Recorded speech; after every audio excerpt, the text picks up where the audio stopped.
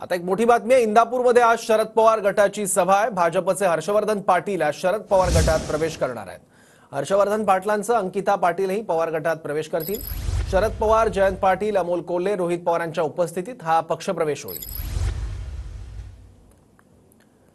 हर्षवर्धन पाटील हे गेल्या काही दिवसांपासून आपल्या उमेदवारीवरून नाराज होते आणि याबद्दल देवेंद्र फडणवीस यांच्यासोबत त्यांची वारंवार चर्चा सुद्धा झालेली आहे।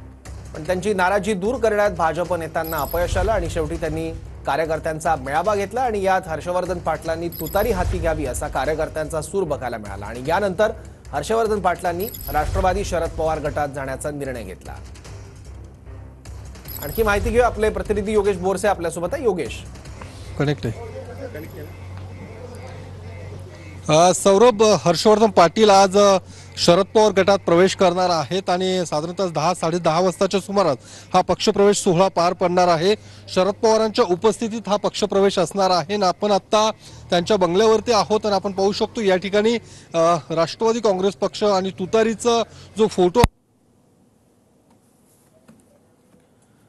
मध्ये सुद्धा तयारी करण्यात आलेली आहे। आपण पाहू शकतो कार्यकर्ते या ठिकाणी यायला सुरुवात झालेली आहे आणि साधारणतः 11 वाजताच्या सुमारास या सगळ्या पक्षप्रवेशाला सुरुवात होईल।